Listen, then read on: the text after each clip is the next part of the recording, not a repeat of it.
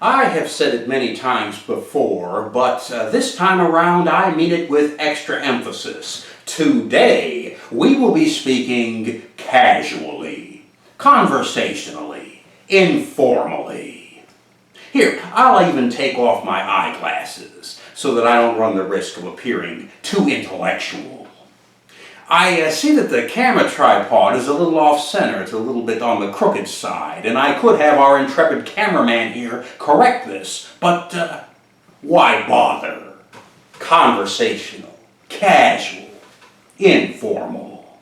How many of you have ever seen the 1956 science fiction classic Invasion of the Body Snatchers? Remember that climactic scene where the main character, played by the legendary Kevin McCarthy, is screaming to the masses, warning them that they are doomed, that there is an alien presence amongst them, and that they must defend themselves before it is too late. Listen to me! We're in danger! Danger! Go on, get out of here! You're in danger! Flee! Get out of here! Go on, get out of here! Get out of here! Run! You fools! You're in danger! Can't you see? They're after you! They're after all of us! Our wives, our children, everyone! More to the point, how many of you have ever felt like that character? Like the last sane person on Earth, warning everyone around them that something terrible is happening, and yet they all seem to be unaware of it. You're the only one who knows. How many of you have ever felt like that? Yeah, well, I doubt that. I, on the other hand, have felt exactly like that character. Felt that way for a number of years, a number of decades now, in fact. And I never felt quite so much like that character than on those typical morning afters. You know, the morning after the night before that ran so late, where the beer and the wine and the whiskey flowed so much that it flowed into the next morning, and you wake up in a room full of drunken punks in skins, some of whom are lucky enough, like me, to have something left over, and you crack that beer and you start your morning out right and you keep right on going.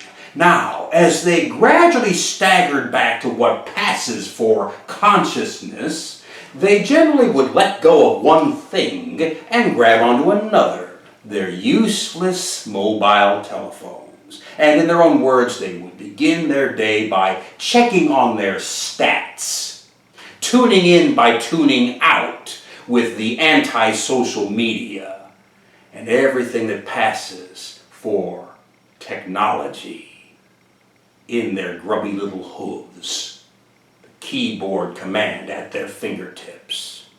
And I would have to sit there and watch them day after day after year, and it would always go the same way.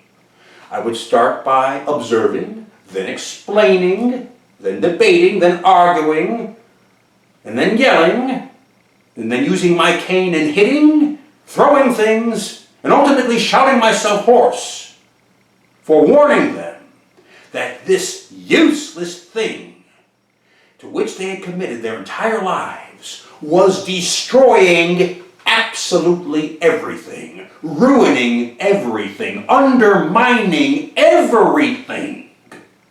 Everything. It has corroded your attention spans. It has crippled both your trust and your trustworthiness. It has compromised your reliability. It has caused both the complicit and the complacent dumbing down of an entire world's populace, and it has left you unable simply to be in the moment, to be here and now in the present moment at hand.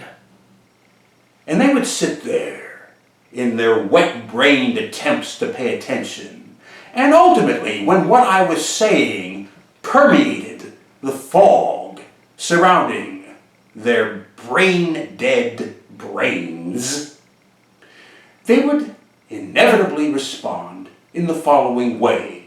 Quoth, "He totally sounds like Idiocracy. Yeah, man, it's Idiocracy. Oh, wow, yeah, it totally is. It's Idiocracy. Is Idiocracy come true? Wow, yeah. Oh, Idiocracy. Oh. Now, at the time, I didn't know what they meant by idiocracy, in the cinematic sense anyway. Turns out it's a motion picture. It's a movie about a would-be time traveler who finds himself in some dystopian futurescape. Well, dystopia to some, utopia to others. A futurescape in which technology leads to an all too imaginably unimaginable scenario around the world. I had no frame of reference because I'd never seen this movie. I'd never even heard of it, even though I was living it, and even though I kept warning everyone around me that it was happening to them there in the moment, even though they were too stupid to be aware of it. I never had a chance to see that movie up until recently. All the years went by, but I only just recently had a chance to see the cinematic version of this prediction. And when I went into it, prepared to love it, prepared to hate it, I knew in the forefront of my mind that in time I would be offering some kind of surmisal of its content. And in spite of what I envisioned, now that we are here together and the moment is at hand,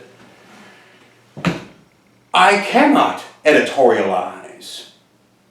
I cannot wax philosophic. I cannot extrapolate on this film.